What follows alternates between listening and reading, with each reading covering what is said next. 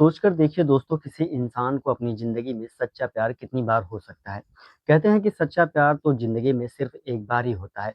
लेकिन अगर किसी को बार-बार प्यार हो, बार-बार शादियाँ हों, तो क्या इसे प्यार कहेंगे या कुछ और? आज की कहानी एक ऐसी ही महिला की है, जिसे ज़िंदगी में बार-बार प्यार हुआ और हर बार उसने एक नया रिश्ता बनाया। लेकिन उसके इस बार-बार के प्यार का नतीजा इतना भयानक निकला कि न सिर्फ़ उस महिला की बेरहमी से जान चली गई, बल्कि उसकी अपनी ही औलाद उसके खून की प्यासी बन बैठी। 240 करोड़ रुपए की अनकूत संपत्ति, सौतेला बाप और बेटी का अवैध रिश्ता और एक माँ के कत्ल की खौफनाक साजिश। यह एक सनसनीखेज और रोंगटे खड़े कर देने वाली सच्ची घटना है, कर्नाटक की राजधानी बेंगलुरु के साउथ ईस्ट इलाके की। आइए जानते हैं इस हाई प्रोफाइल मर्डर केस का पूरा सच। तारीख थी 27 नवंबर और वक्त रात के लगभग 11 बजे का। बेंगलुरु के साउथ ईस्ट पुलिस स्टेशन में सन्नाटा पसरा हुआ था। तभी अचानक थाने का दरवाजा खुलता है और एक 16 साल का लड़का रोता बिलखता हुआ अंदर दाखिल होता है। उसके साथ उसका ड्राइवर भी, प्रदीप जिसका नाम होता है, बदहवास हालत में दौड़ता हुआ आता है। लड़का चीखते हुए पुलिसकर्मियों से कहता है, साहब, मेरी माँ को बचा लीजिए। कुछ गुंडों ने हमारी गाड़ी रोककर मेरी माँ पर जानलेवा हमला कर दिया है। मामला बेहद गंभीर था। पुलिस बिना एक पल गंवाए लड़के और ड्राइवर के साथ तुरंत मौके की तरफ दौड़ती है। घटना बेंगलुरु के इलेक्ट्रॉनिक सिटी एरिया की थी। जब पुलिस वहां पहुंचती है तो एक महिला सड़क के किनारे खून से लथपथ हालत में पड़ी हुई थी। उसकी सांसें बहुत धीमी चल रही थी। पुलिस आनन फानन में उस महिला को अस्पताल लेकर भागती है, लेकिन घाव इतने गहरे और खौफनाक थे कि डॉक्टरों की तमाम कोशिशों के बावजूद उस महिला को बचाया नहीं जा सका। जब पुलिस ने मृतक की शिनाख्त की, उसकी जांच पड़ताल की, तो पूरे शहर में हड़कंप मच गया। वह महिला कोई साधारण महिला नहीं थी, बल्कि बेंगलुरु के मशहूर रईसजादी और रियल एस्टेट कारोबारी अर्चना रेड्डी, जिनकी उम्र 45 वर्ष थी। वह महिला जिसका मर्डर हो चुका था। पुलिस जब इस हाई प्रोफाइल केस की कड़ियों को जोड़ने में जुटी, तो अर्चना रेड्डी की निजी जिंदगी का एक ऐसा ताना-बाना सामने आया, जिसने पुलिस अधिकारियों के भी होश उड़ा दिए। अर्चना रेड्डी की पहली शादी 2013 से पहले अरविंद कुमार नाम के एक शख्स से हुई थी। उस शादी से उसके 2 बच्चे थे। 21 साल की बेटी युविका रेड्डी और 16 साल का एक बेटा भी था। 2013 में अरविंद से तलाक के बाद अर्चना को एलिमनी के तौर पर करीब 15 करोड़ रुपए मिले थे। इसके अलावा अपने पिता की तरफ से मिली संपत्ति मिलाकर अर्चना के पास लगभग 240 करोड़ रुपए की अनुकूत संपत्ति हो गई थी। अर्चना ने इस पैसे से रियल एस्टेट का एक बड़ा बिजनेस शुरू किया।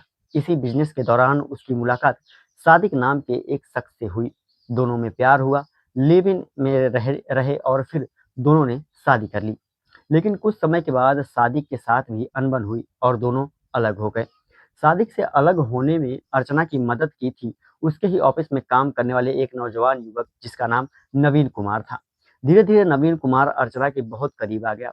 अर्चना को नवीन से फिर से प्यार हो गया और दोनों ने मिलकर तीसरी शादी कर ली। अब घर में अर्चना, उसका तीसरा पति नवीन कुमार, 21 साल की बेटी युविका और 16 साल का एक बेटा, सब लोग मिलके साथ रहा करते थे। सब कुछ ठीक चल रहा था, लेकिन कुछ सालों बाद अर्चना और नवीन के रिश्तों में भी दरारें आने लगी। नवीन अक्सर अर्चना से बिजनेस के नाम पर करोड़ों रुपए मांगता था, जिससे अर्चना चिढ़ने लगी और इसी बीच अर्चना अपनी फिटनेस के लिए जिम जाने लगी, जहां उसकी नजदीकियां अपने जिम ट्रेनर से भी बढ़ने लगी। लेकिन कहानी में असली खौफनाक मोड़ तब आया, जब अर्चना की बेटी युविका रेड्डी भी उसी जिम में जाने लगी। युविका की नजदीकियां किसी बाहरी लड़के से नहीं, बल्कि अपने ही सौतेले बाप नवीन कुमार से बढ़ने लगी।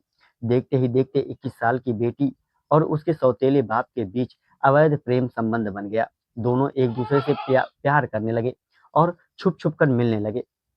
एक दिन अर्चना रेड्डी को अपनी बेटी और अपने तीसरे पति की इस शर्मनाक रिश्ते का पता चलता है, तो घर में भूचाल आ गया। अर्चना ने इस रिश्ते का जमकर विरोध किया। बात इस कदर बिगड़ी कि अर्चना ने नवीन कुमार को तलाक दे दिया। लेकिन कहानी यहीं खत्म नहीं हुई। तलाक के बाद बेटी युविका अपनी मां को छोड़कर अपने सौतेले बाप, यानी कि अपने प्रेमी नवीन कुमार के साथ लिव इन में रहने के लिए चली गई।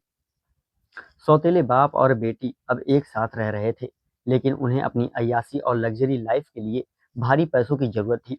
युविका ने अपनी मां अर्चना रेड्डी पर दबाव बनाना शुरू किया कि उन्हें 240 करोड़ रुपए की जायदाद में से उसका आधा हिस्सा चाहिए। उसने कहा, तुम अपने बेटे को ज़्यादा प्यार करती हो, मुझे भी करोड़ों रुपए का हक चाहिए। लेकिन अर्चना रेड्डी ने साफ शब्दों में इनकार कर दिया। अर्चना ने कहा, तुमने अपनी ही माँ को धोखा देने वाले उस दरिंदे का हाथ थामा है, इसलिए तुम्हें इस संपत्ति से एक फूटी कौड़ी भी नहीं मिलेगी। बस यहीं से शुरू हुई खून की साजिश। जब नवीन कुमार और बेटी युविका को लगा कि अर्चना जीते जी उन्हें एक रुपया नहीं देगी, तो दोनों ने मिलकर अर्चना रेड्डी को हमेशा हमेशा के लिए अपने रास्ते से हटाने का प्लान बनाया।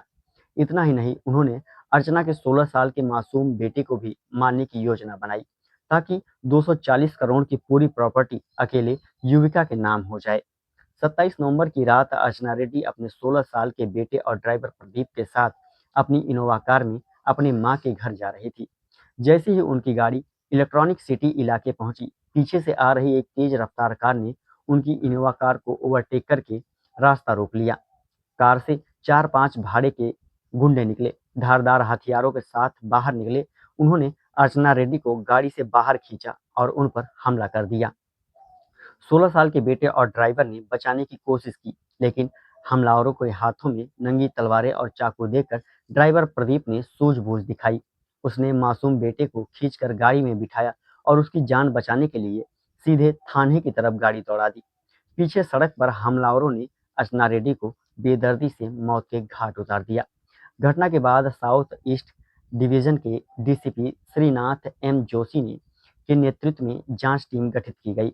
इलेक्ट्रॉनिक सिटी के सभी सीसीटीवी कैमरों की फुटेज खंगालनी शुरू की गई। सीसीटीवी फुटेज में पुलिस को वो संदिग्ध कार नजर आई। जब हमलावरों के चेहरे को जूम करके देखा गया तो पुलिस सन्न रह गई। हमले की अगुवाई कोई और नहीं बल्कि अर्चना का तीसरा एक्स पति नवीन कुमार खुद कर रहा था। पुलिस ने महज 24 घंटे के भीतर छापेमारी करके नवीन कुमार, अर्चना की सगी बेटी युविका रेड्डी और सुपारी लेकर कत्ल करने वाले 4 गुंडों को धर दबोचा। पूछताछ में जब बेटी युविका और नवीन ने अपना जुर्म कबूला तो पुलिस अफसर भी सन्न रह गए।